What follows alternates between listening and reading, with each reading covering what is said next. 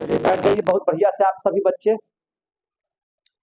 और आज है सहायक संधि जो चैप्टर है, बार बार आप लोगों को बताया जा रहा था, उसको आज शुरुआत हम लोग कर रहे हैं। उसकी आज शुरुआत हम लोग यहाँ पर करने जा रहे हैं। सहायक संधि पढ़ लेते हैं हम लोग। कोई दिक्कत है? नहीं सर। आप लोग यहाँ पे प्रेजेंट हैं? Yes sir. चलिए बहुत अच्छी बात है, बहुत बढ़िया समझिएगा। और चूंकि देखिए ये जो चैप्टर है लगातार 2 क्लासों में चल रहे हैं, और ये आप लोगों का पहला बैच है, फिर शाम वाला बैच में भी चल रहा है, वहां तो समाप्त हो गया है। हालांकि आप लोगों का यहाँ पे शुरुआत हुआ है, तो थोड़ा सा इसको देख लीजिएगा बढ़िया से। और आज हम लोग पढ़ रहे हैं सहायक संधि। और सहायक संधि भारत में जो लाया, जिस अंग्रेज का नाम था लॉर्ड वेलेस्ली, है कि नहीं? और लॉर्ड वेलेस्ली जो है यहाँ पर, इसके बारे में थोड़ा सा देख लेंगे लॉर्ड वेलेस्ली के बारे में। और इसी ने प्रस्ताव लाया था सहायक संधि का। और सहायक संधि का ये जो प्रस्ताव लाया, क्यों लाया और इससे अंग्रेजों का क्या लाभ हुआ और भारतीयों का क्या नुकसान हुआ, कंपनियां किस तरह से इसमें लाभान्वित हुई, भारतीय किस तरह से इसमें जो है से उनका नुकसान हुआ, ये सब के बारे में हम लोग जानकारी प्राप्त करेंगे। और सहायक संधि न सिर्फ जो है से एक पत्र था, बल्कि समझिए कि यह एक साम्राज्य विस्तारवादी नीति थी। कौन सी नीति थी? साम्राज्य विस्तारवादी नीति इसको कह सकते हैं, विस्तारवादी नीति। देखिए ऐसा नहीं है कि ये कोई पहली बार ऐसा कार्यक्रम हो रहा था और उस कार्यक्रम में लॉर्ड वेलेस्ली ने ऐसा प्रथम बार किया था, नहीं। जब भी कहीं कहीं युद्ध होते थे अपने साम्राज्य के विस्तार के लिए, तो वो वहां पे संधियां हमेशा हुआ करती थी। लेकिन अभी जो मैटर चल रहा है, ये सहायक संधि का जो लॉर्ड वेलेस्ली ने लाया, इसके पहले एक फ्रांसीसी गवर्नर जिसका नाम डुप्ले था, उसने भी इस संधि को पहले लाया था। लेकिन बहुत विस्तार तरीके से और प्रभावी ढंग से जो लागू करने की बात हुई सहायक संधि की, वो काम किया किसने? लॉर्ड वेलेस्ली ने। बात समझ में आ रही है? देखिए लॉर्ड वेलेस्ली जो था, ये 1798 में बंगाल में गवर्नर जनरल बनकर के आया। ठीक है कि नहीं? 1798 में गवर्नर जनरल बनकर के आया, 1805 तक ही रहा था। 1798 में आया था, 1805 तक रहा था। द्वैध शासन आप लोगों को पढ़ा चुके हैं। इसके बाद की बात हम लोग चर्चा थोड़ा सा हम लोग हल्का सा इसमें कर लेते हैं कि 1798 से 1805 तक रहा था। क्या आवश्यकता थी सहायक संधि का पत्र लाने के लिए? और वह सहायक संधि का जो पत्र था, वह सहायक संधि का जो दस्तावेज था, यह अंग्रेजों के लिए कितना लाभप्रद था और भारतीयों के लिए कितना हानिकारक था, इसको हम लोग विस्तार से जानकारी प्राप्त करेंगे। और था वो क्या चीज। लेकिन उस समय की बात हम लोग जरा सा कर लेते हैं, इसके पूर्व की थोड़ा सा चर्चा कर लेते हैं कि आखिर सहायक संधि का पत्र जो लाने का विचार हुआ लॉर्ड वेलेस्ली का, ये क्यों हुआ, आखिर इसकी वजह क्या थी, है कि नहीं? इस बात को जरा सा हम लोग समझेंगे। और समझने से पहले जरा सा इस पर हम लोग गौर कर लेते हैं कि हम लोगों का जो भारत है, हम लोगों का जो भारत है, और ये जो भारत हम लोगों का जो दक्षिणी साइड का भारत है, उस पर हम लोग थोड़ा सा बात कर ले रहे हैं। यहाँ पर बंगाल की प्रेसिडेंसी है किसकी? अंग्रेजों की। और चूंकि बंगाल प्रेसिडेंसी सबसे बड़ी प्रेसिडेंसी हुई, 1773 में रेगुलेटिंग एक्ट जब आया, रेगुलेटिंग एक्ट के तहत यह विचार किया गया कि अब जो भारत में है ना जाएंगे हमारे गवर्नर, अब वह गवर्नर जनरल बन करके जाएंगे। और हमारे पास जो 3 प्रेसिडेंसी है, बंगाल, यहाँ पे बंगाल, मद्रास और मुंबई, तीनों का हेडक्वार्टर कहाँ रहेगा? बंगाल में। और वहां पर कौन सबसे माने पावरफुल व्यक्ति होगा तो गवर्नर जनरल, और वही पावरफुल व्यक्ति गवर्नर जनरल के तौर पर बंगाल में आ गया था। कौन? Lord Wellesley. समझे कि नहीं समझे? लॉर्ड वेलेस्ली आ चुका था बंगाल की धरती पर। क्या बनकर के आया था? Governor general. Governor general. और बंगाल की स्थिति यह है कि अंग्रेजों ने बंगाल पर अधिकार किया था पलासी के युद्ध में भी, और उसके बाद बक्सर के युद्ध में यह प्रभावी ढंग से लागू हो गया। पलासी का युद्ध कब हुआ था बंगाल में? 1757 में। दो माने यहाँ पे एक हुआ था पलासी का युद्ध। पलासी का युद्ध हुआ था कितना में? 1757 में। अंग्रेज यहाँ पर जो है से विजयी हुए थे, और उसके बाद दूसरा युद्ध हुआ था यहाँ पे क्या चीज? बक्सर का युद्ध। बक्सर का युद्ध कब हुआ था? 1764 ईस्वी में। और याद होगा कि बक्सर के युद्ध में तीन शक्तियां एक साथ लड़ रही थी, जिसमें बंगाल भी था, अवध भी था और दिल्ली भी था, और तीनों को अंग्रेजों ने हरा दिया था। और जैसे ही हराए थे तो पूरा बंगाल की दीवानी उनको प्राप्त हो चुकी थी। इस बात को तो आपको पता होगा। और चूंकि अब जो है 1798 में लॉर्ड वेलेस्ली आखिर इतना प्रभावी ढंग से सहायक संधि इसने लागू किया, कैसे और क्यों, इस पर जरा सा हम लोग विचार कर लेते हैं। तो आपको एक बात याद होगी बहुत बढ़िया से कि यहाँ पर एक जगह था जिसका नाम था मैसूर। क्या नाम था? मैसूर। समझे कि नहीं? पहले हम पृष्ठभूमि को तैयार कर लें कि आखिर इसकी जरूरत क्यों पड़ी इसके बारे में। और जानते हैं आप लोग कि मैसूर और अंग्रेजों के बीच 4 युद्ध हुए। कितना युद्ध हुआ? 4 युद्ध। और इन चारों युद्धों को हम लोग क्या कहते हैं? आंग्ल मैसूर युद्ध कहते हैं कि नहीं कहते हैं? आंग्ल मैसूर युद्ध। और कितना युद्ध हुआ? 4। कितना युद्ध हुआ? 4। 1 2 3 और 4। अगर आपको डेट याद हो तो हम जानना चाहेंगे कि यह युद्ध कैसे कैसे हुआ। तो आपको पता होना चाहिए कि पहली जो प्रथम आंग्ल मैसूर जो युद्ध हुआ वह कब हुआ था? 1767 ईस्वी से लेकर के 1769 तक। आपको याद है प्रथम युद्ध कब हुआ था? 1767 से लेकर के 69 तक। और यह युद्ध कौन लड़ा था? हैदर अली। कौन लड़ा था? हैदर अली। इसके बाद दूसरा जो युद्ध हुआ था मैसूर के साथ अंग्रेजों का, देख रहे हैं ना अंग्रेजों का, ये जो युद्ध हुआ था ये 1780 से लेकर के युद्ध चला था 1784 तक। और इसी युद्ध के दरमियान जो है हैदर अली की क्या हो गई थी? मृत्यु। ये बातें तो आप लोगों को पता है। और क्यों बता रहे हैं? तो भैया ये इसलिए बता रहे हैं कि सिचुएशन क्या रहा और क्यों सहायक संधि लाना पड़ गया। समझ में आ रही थी बात ना? अब जरा सा देखिए तीसरा युद्ध कब हुआ। तो जब इनकी मृत्यु हो गई थी तो उसके बाद गद्दी पर बैठा था हैदर अली का पुत्र था जिसका नाम था टीपू सुल्तान। क्या नाम था इसका? टीपू सुल्तान। और यह युद्ध हुआ था 1790 से 92 तक चला था, जिसके नेतृत्व कर रहा था टीपू सुल्तान। और चौथा युद्ध हुआ था 1799 में, जिसमें टीपू सुल्तान क्या हो गया था? मारा गया था, या टीपू सुल्तान की मृत्यु हो गई थी इसमें, या मारा गया था। समझ में आ गई बात? यहाँ तक की बात आप लोगों को समझ में आ रही है। अब देखिए ऐसा होने के पीछे भी रीजन था कि अगर आपको याद होगा तो यहाँ पर पूना में पेशवा बैठते थे। पेशवा, क्या नाम था? पेशवा। पेशवा पद ही तो आपको पता है, सबके बारे में तो पढ़ा चुके हैं हम लोग पहले भी क्लास में। तो इसको बहुत बढ़िया से समझने की कोशिश कीजिए। देखिए अब आपको याद होगा कि यहाँ भी माने 3 युद्ध हुए हैं अंग्रेजों से, है कि नहीं? 3 युद्ध हुए हैं। कहाँ? माने यहाँ पे मराठों के साथ अंग्रेजों का कितना युद्ध हुआ है? 3 युद्ध। हम लोग इसको क्या कहते हैं? आंग्ल मराठा युद्ध।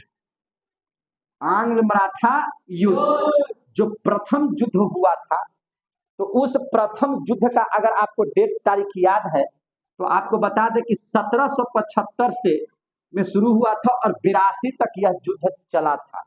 और इस बात को आप ध्यान रखिए कि 1782 का समय जब इधर अंग्रेजों का युद्ध चल रहा था मराठों से, तो अंग्रेजों का इधर देखिए तो ये युद्ध चल रहा था मैसूर से।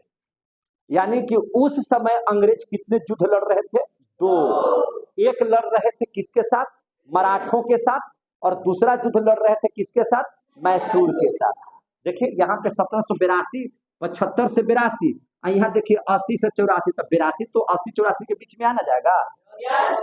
अंग्रेज 2 युद्ध लड़ रहे थे और स्थिति ये हुआ था कि जब अंग्रेज दोनों से युद्ध लड़ रहे थे तो अंग्रेजों के लिए ये दोनों क्या थे? दुश्मन थे।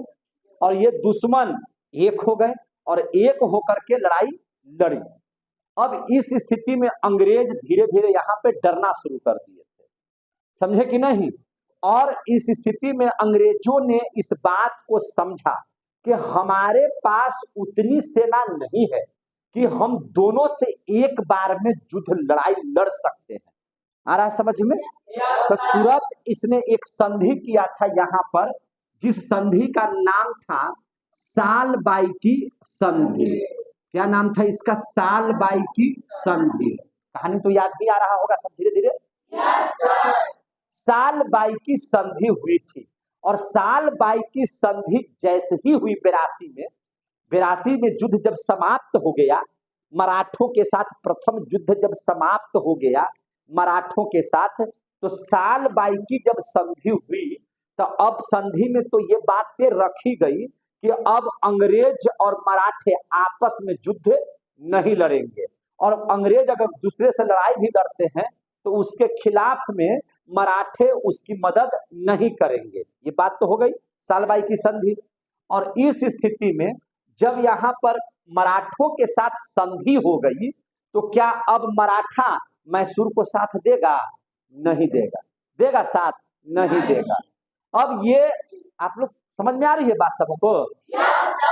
जब 82 में संधि हो गया और यहाँ युद्ध 84 तक चला तो क्या अब मराठा साथ देगा?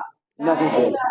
मराठा की शक्ति मैसूर के साथ अब नहीं रही, और जब मैसूर के साथ इनकी शक्ति नहीं रही तो मैसूर अब जहां दोनों से टकरा रहा था तो अब पूरे अंग्रेज की नजर तो अकेले है मैसूर पर।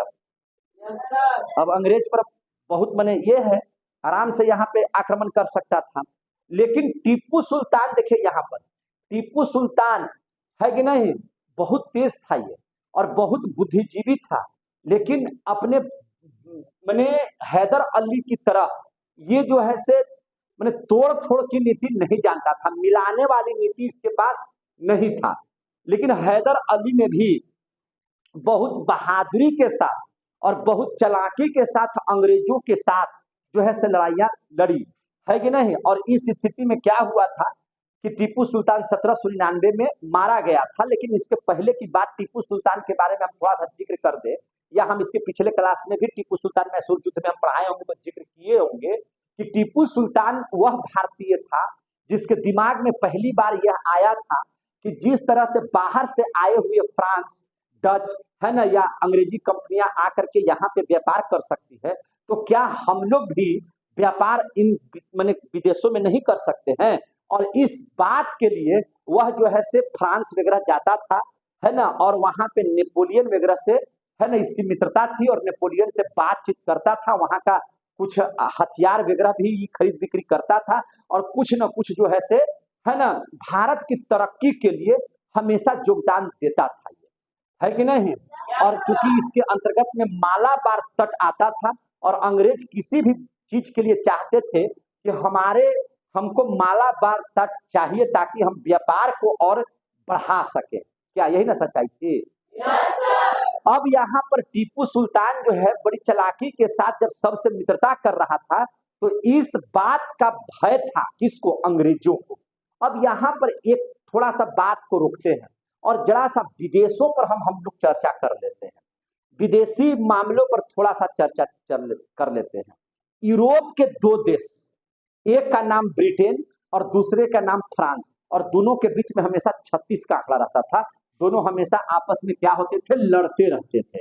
एक ब्रिटेन जो अभी भारत में पूरा धीरे धीरे कंपनियां अपना बढ़ा रहा है कि नहीं, और यहाँ पर फ्रांस है लेकिन फ्रांस यहाँ पे भारत में क्या है, कमजोर है कि नहीं। फ्रांस उतनी बड़ी शक्ति के तौर पर कार्य नहीं कर रही है या उतना बढ़िया बिजनेस नहीं कर रहा है जितना कि ब्रिटेन। सीधा बैठ जाइए सबको, पहले बातों को हमेशा सुनते रहिए, क्योंकि आपको लिखना है तो निश्चित तौर पर अगर आप सुन नहीं पाएंगे तो बढ़िया से लिख नहीं पाएंगे। अभी हम सहायक संधि पत्र पर चर्चा नहीं करेंगे। सहायक संधि पत्र क्या था हम उस पर चर्चा नहीं करेंगे। हम चर्चा इस बात पर करेंगे कि आखिर सहायक संधि पत्र जो है अंग्रेजों ने क्यों लाया और इसका मैंने आखिर वजह क्या थी, प्रभाव परिणाम सब बाद में पढ़ लेंगे, दूसरे पार्ट में पढ़ लेंगे। क्लियर हो गए? तो अब देखिए, ब्रिटेन, यूरोप के दो देश ब्रिटेन और फ्रांस, ये एक दूसरे से क्या करते थे, हमेशा उलझे हुए रहते थे। जहां ब्रिटेन होता था फ्रांस हमेशा उसके विपक्ष में रहता था, और फ्रांस के विपक्ष में कौन रहता था, ब्रिटेन रहता था। आपको याद कीजिए कि 1776 ईस्वी में लगभग अमेरिका अब आजादी के कगार पर था, और उसकी मदद भी किसने किया था आजाद करवाने के लिए। गुलाम किसका था, तो ब्रिटेन का। अमेरिका गुलाम किसका हो गया था, ब्रिटेन का। और वहां पर ब्रिटेन को हराने के लिए अमेरिकनों को मदद कौन किया था, फ्रांसीसी लोग, है कि नहीं। फ्रांसीसी लोगों ने, है ना, एकदम मैंने बहुत बढ़िया से मदद किया था। आपको ये भी याद होगा कि कर्नाटक के युद्ध में भी अंग्रेजों से लड़ाई हुआ था, तो फ्रांस जो है से वहां पर मैंने आगे आ गया था, मैंने उसका प्रभाव पड़ा था कर्नाटक युद्ध में भी, जो पढ़ाए होंगे। विश्व स्तर का जो है जिसमें भिड़ गया था हिंद महासागर में दोनों, याद है ना, जहाज।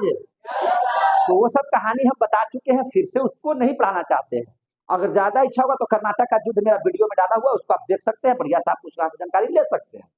तो ब्रिटेन और फ्रांस में 36 का आंकड़ा रहता था, और 1776 में अमेरिका अब आजाद हो चुका था, यानी कि वहां पर ब्रिटेन को वहां से भागना पड़ा है, कहां से, अमेरिका से। और इस बात के लिए मैंने अमेरिका फ्रांस ब्रिटेन हमेशा डरता था, क्योंकि वहां फ्रांस में एक सत्ताधारी और बहुत बढ़िया राजा जिसका नाम नेपोलियन था, वो वहां पे आ चुका था। और आपको याद होगा कि फ्रांस में राष्ट्रवाद हम पढ़ाए हैं, याद है आप लोगों को।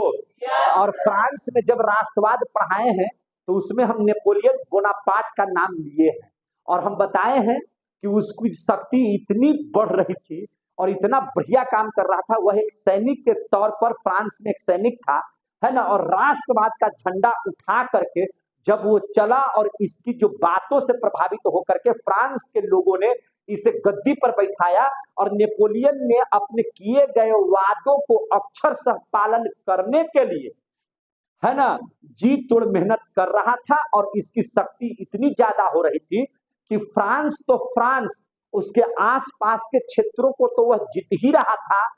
अब जो है नेपोलियन फ्रांस को छोड़ अन्य जगह जो है, जैसे अफ्रीका वहां जगह है ना, दक्षिण अफ्रीका बने वहां जगह नहीं है, अलग महादेश है, और मिस्र जैसे देशों पर भी यह आक्रमण करके उसको अपने कब्जे में लेने के लिए कौन, नेपोलियन तैयार है।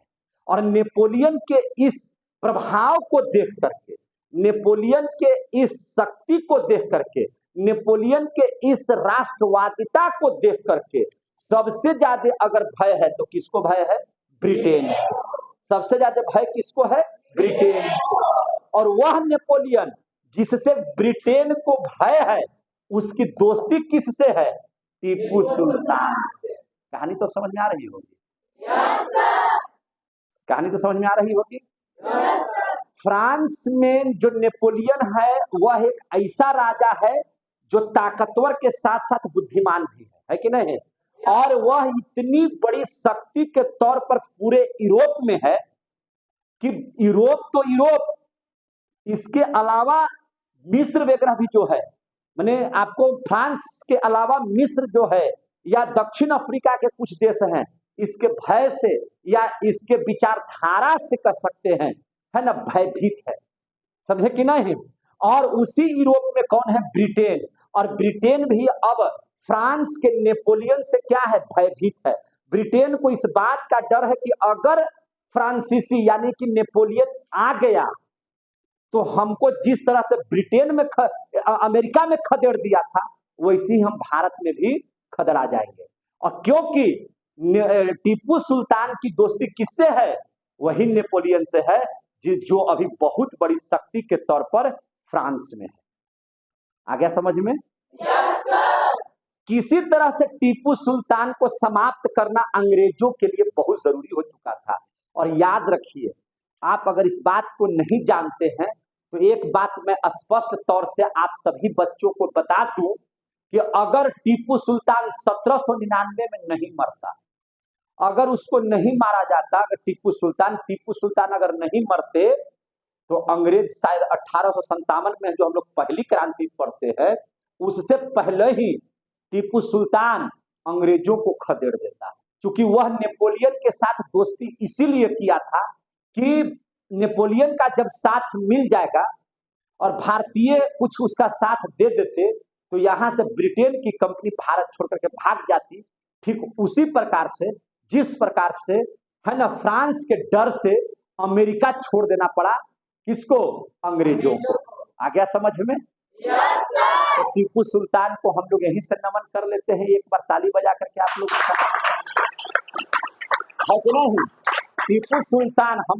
टीपू सुल्तान भारत के लिए वो हीरा था कि इन लोग नहीं समझा, इन लोग सब बेवकूफों की बात हम क्या करें। भारत तभी लूटा है जब अपना ही गैरों से मिला है कि नहीं? तभी हम लोग लूटते रहे हैं। और याद रखिए कि अगर हम लोगों में फूट रहेगा तो तीसरा कोई मजा इसका लेगा, और वही काम हो रहा था 1799 में। चूंकि अब इसके साथ आपको भी पता होना चाहिए कि तुरंत भर में मराठों के साथ इसने क्यों दोस्ती कर लिया और सालबाई की संधि कर लिया, जबकि इसके साथ क्यों नहीं कर रहा था?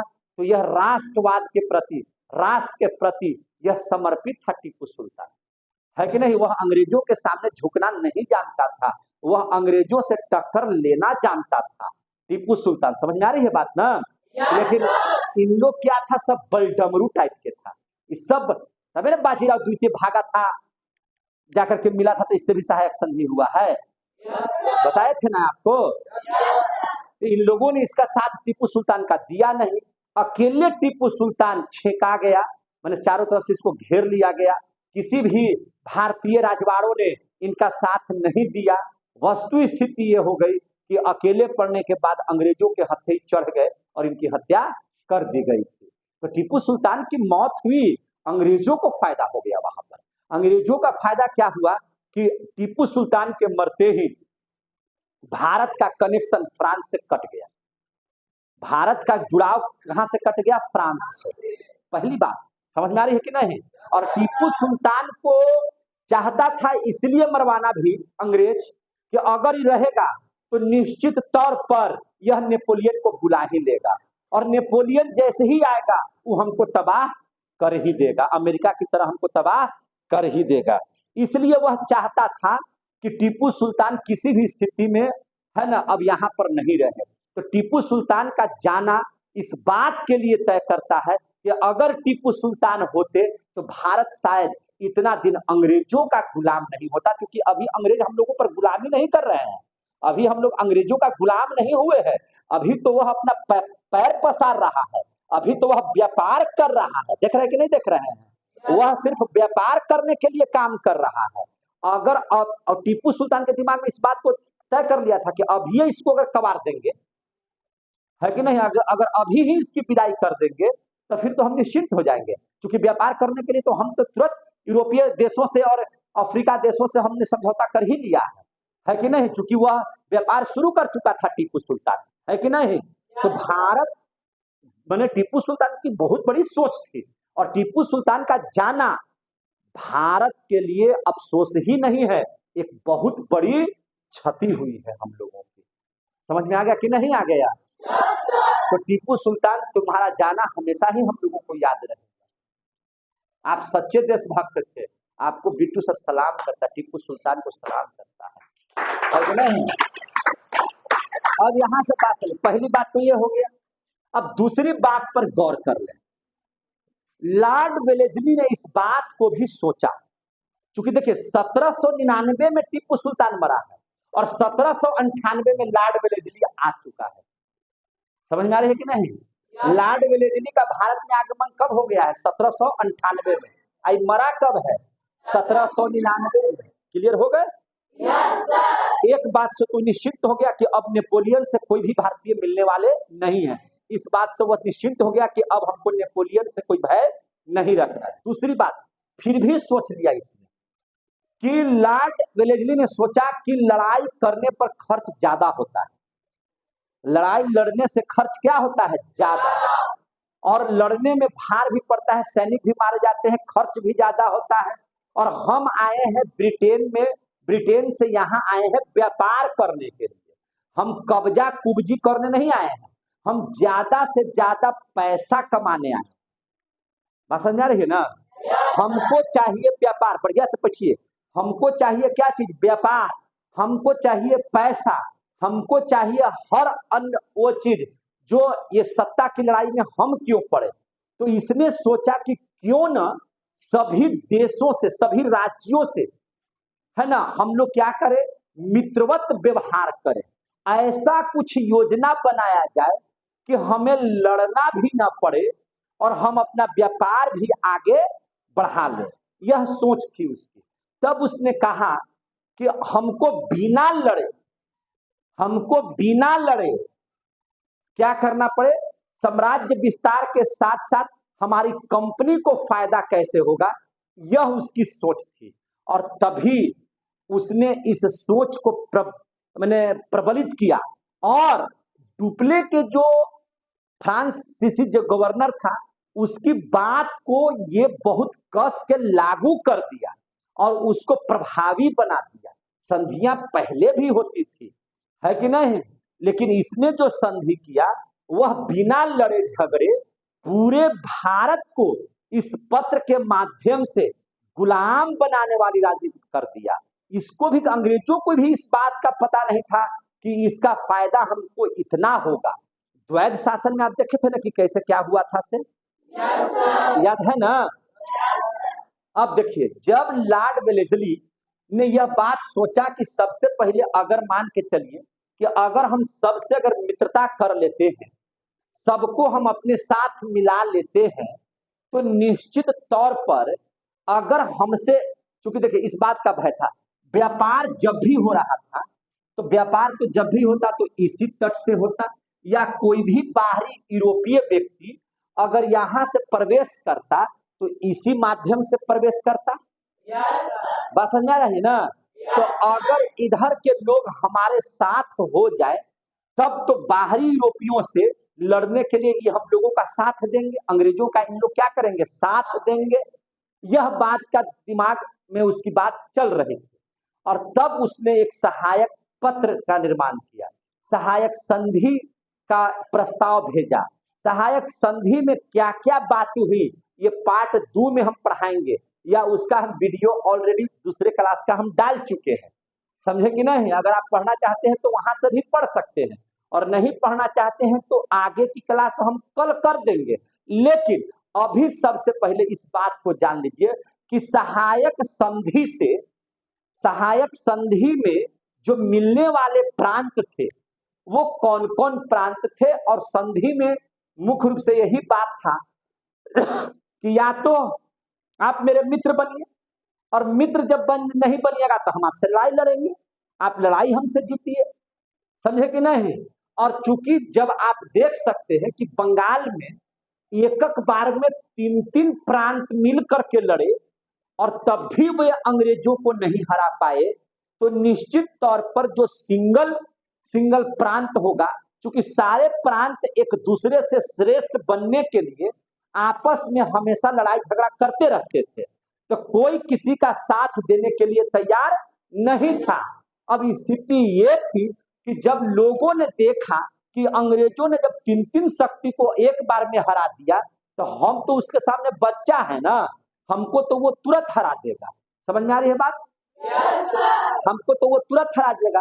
तभी उसने लिखा था कि या तो भैया हमको आप मदद कीजिए या हमारा सहायक संधि के प्रस्ताव को स्वीकार कीजिए। सहायक संधि के प्रस्ताव को क्या कीजिए? स्वीकार कीजिए। और स्वीकार करने के बाद अगर नहीं स्वीकार करते हैं तो हम आपको क्या करेंगे, आपसे युद्ध करेंगे। दोनों बातें हो रही थी, समझ में आ रही कि नहीं। समय हो चुका है और अगला क्लास बैठा हुआ है, सीधा बैठ जाइए उधर से, हाँ बैठ जाइए। और क्लास बैठा हुआ है, लेकिन इस बात को थोड़ा सा और समझिए, क्योंकि इस पार्ट 1 में इतना हमको करना ही होगा, थोड़ा सा लेट होगा तो होगा। अब इस बात को समझ लीजिए कि सबसे पहला 1798 में आया, और कौन सा पत्र लेकर के आया, सहायक संधि। क्या लेकर के आया ये, सहायक संधि। और सहायक संधि में इसने सबसे पहला प्रस्ताव भेज दिया हैदराबाद के निजाम को। किसको भेज दिया, हैदराबाद के निजाम को। और कब भेज दिया, तो यह भेज दिया 1798 में। यह पत्र भेज दिया 1798 में, हैदराबाद का निजाम कहा। और बोला भी कि जो निजाम है निजाम रहेंगे, जो सरदार है सरदार रहेंगे, जो शासक है वो रहेंगे, लेकिन हमारे शर्त को मानना होगा। क्या क्या शर्त थी अगले क्लास में हम बता देंगे। तो उसने एक तरह से अश्वमेध का घोड़ा छोड़ दिया था कि या तो हमारे पत्र की बात मानिए, और नहीं मानिएगा तो क्या होगा, युद्ध होगा। बोलता है ये नहीं मानिएगा तो क्या होगा, अंग्रेजों के युद्ध के डर से हैदराबाद का जो निजाम है उसने सबसे पहला सहायक संधि के पत्र को स्वीकार करने वाला प्रांत बन गया। यानी कि आप कह सकते हैं, अगर क्वेश्चन आ जाए कि सहायक संधि के प्रस्ताव को मानने वाला पहला प्रांत कौन है, तो क्या जवाब दीजिएगा, जोर से बोलिए, हैदराबाद का है। हैदराबाद पहला है। और वहां पे कौन शासक होते थे, निजाम। समझ में आ गई बात ना। तो ये भी क्वेश्चन आ सकता है कि सबसे पहला कौन से शासक ने सहायक संधि की बात स्वीकार की, तो निजाम ने। कौन से राज्य ने, तो हैदराबाद ने। आ गया समझ में। दोनों आंसर लिखा जाएगा कि दिक्कत हो जाएगा, एकदम लगता है कि एकदम अकबकायल है, नहीं लिखाएगा। तो उतना सफर जोर से बोलिए ना, लिखा जाएगा। सबसे पहला सहायक संधि से मिलने वाला राज्य हैदराबाद, ठीक हो गया। अब देख लीजिए, दूसरा राज्य था मैसूर में। अब टीपू सुल्तान 99 में मर चुका है। टीपू सुल्तान 99 में मर चुका है। और टीपू सुल्तान के मरने के बाद अंग्रेजों ने कहा कि अब ये जो मैसूर है यह ओडियार वंश के लोगों का है। मैसूर किनका है, ओडियार वंश के लोगों का। यहां पर टीपू सुल्तान या हैदर अली ने कब्जा करके रखा था। अब यहाँ का शासक हम फिर से बना रहे हैं, ओडियार वंश के ही लोगों में से किसी को बनाएंगे। और याद होगा कि इसके बाद एक बच्चा को, ओडियार वंश के एक बच्चे को उठाया गोदी में, मैंने कहने का मतलब छोटे बच्चों को, मैंने अभी वो शासक करने लायक नहीं था, उस बच्चे को मैसूर का क्या बना दिया, शासक। और उससे क्या किया कि जबरदस्ती तरीके से सहायक संधि के दस्तावेज पर हस्ताक्षर करवा लिया, और उसको मैसूर को सहायक संधि के माध्यम से, है ना, अपने आप में उसको क्या कर लिया, मिला लिया कि आपने मेरे सहायक संधि को स्वीकार कर लिया है। तो कह सकते हैं कि हैदराबाद के बाद दूसरा कौन सा राज्य था जो सहायक संधि में अपनी अधीनता स्वीकार कर ली, तो वह था कौन, मैसूर। वह कौन था, मैसूर। और यह कब किया, 1799 ईस्वी में। तो इसीलिए इसको कहेंगे पहला नंबर पर हैदराबाद और दूसरा नंबर पर मैसूर। और तीसरा नंबर पर देखिए यहीं पर है कर्नाटक, जिसको है तंजौर, एक जगह है। कौन सा जगह है, तंजौर। इसके बाद यह तीसरा प्रदेश बनेगा। और 1799 के अंतिम क्षण में, 1799 में यह तीसरा राज्य तंजौर था जिसने सहायक संधि के प्रस्ताव को स्वीकार कर लिया। तो सहायक संधि से स्वीकार करने वाले 1798 में पहला प्रांत हैदराबाद, दूसरा हो गया मैसूर, तीसरा हो गया कौन, तंजौर। क्लियर हो गया। अब याद रखिए, चूंकि बंगाल के ठीक बगल में था अवध। कौन था, अवध। जिसको यूपी के नाम से हम लोग आज के डेट में जानते हैं। और चूंकि यह अवध को भी तो हरा चुका था, तो इसने सहायक संधि का प्रस्ताव किसके पास भेजा? अवध के पास। अवध ने भी कहा कि एक बार तो हराइए दिए हैं आप, तो दोबारा लड़ने से हमको कोई फायदा है नहीं है। इसने भी सहायक संधि के प्रस्ताव को स्वीकार कर लिया, और इसने स्वीकार किया 1801 में। लेकिन इसको समझ लीजिए, इससे पहले इस 1799 में हैदराबाद जब थोड़ा सा कनमना करके सहायक संधि का विरोध किया, तो फिर से अंग्रेजों ने इसको दबाया, और दबा करके 1800 में दूसरी बार हैदराबाद के साथ सहायक संधि का प्रस्ताव स्वीकार कर लिया। तो आपसे यह भी क्वेश्चन पूछा जाएगा कि कौन ऐसे राज्य हैं, कौन ऐसे प्रांत हैं जिन्होंने अंग्रेजों का 2-2 बार सहायक संधि का प्रस्ताव है ना स्वीकार किया? याद हो गया? यहां से 2-3 क्वेश्चन निकल रहा है कि हैदराबाद एक ऐसा राज्य है जो 2-2 बार सहायक संधि किया, एक 1798 में और दूसरा का 1800।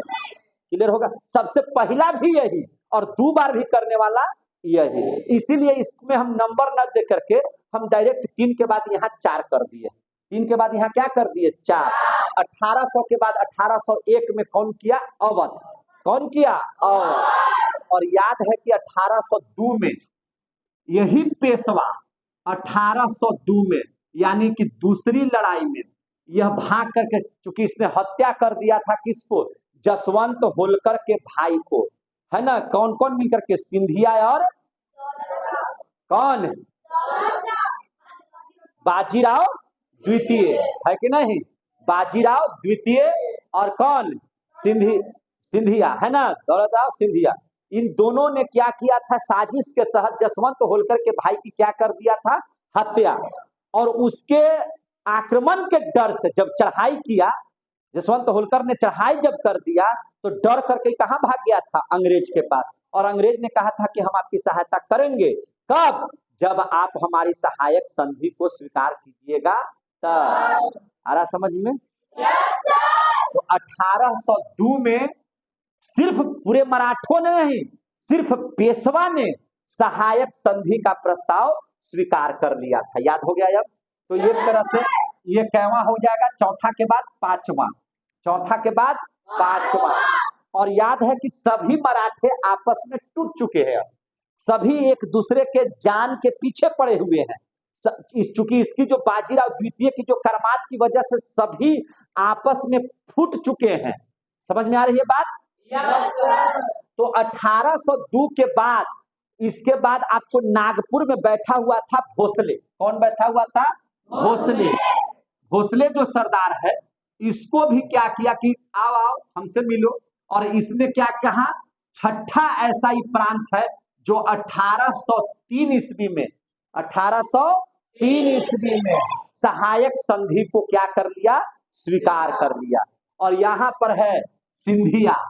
सिंधिया भी जो है 1804 में अंग्रेजों का जो सहायक संधि का प्रस्ताव है, इसको क्या कर लिया? स्वीकार कर लिया। तो आप समझ में आ रहा है कि धीरे धीरे, अब देखिए तो जरा सा, अंग्रेजों का पूरा इधर कब्जा हो गया कि नहीं हो गया? अंग्रेज कब्जा कर लिए कि नहीं? धीरे धीरे कर लिए। और ये बात जबरदस्ती या मन से या जैसे भी कहें, सबको सहायक संधि के लिए विवश कर दिया कि नहीं कर दिया? तो सब विवश होकर के सहायक संधि स्वीकार कर लिए। अब अंग्रेजों को इस बात के लिए डर खत्म हो गया कि अब हम लोगों को, है ना, किसी भी यूरोपीय या फ्रांस की शक्ति से घबराने की जरूरत नहीं है। और यहां से जब कोई लड़ने आता था तो अंग्रेजों के लिए ये सब क्या हो जाते थे? खड़े हो जाते थे, है ना। और अंग्रेज कहाँ रहता था? बंगाल में, है ना। बंगाल प्रेसिडेंसी में इसके गवर्नर जनरल लॉर्ड डलहौजी था। अब आपको बता देंगे कि वह सहायक संधि से जो पत्र से स्वीकार किए इन लोग, तो उस सहायक संधि में क्या क्या बातें थी, अगले पार्ट में अगले दिन खूब बढ़िया से समझा देंगे। तब तक के लिए जय हिंद, जय भारत।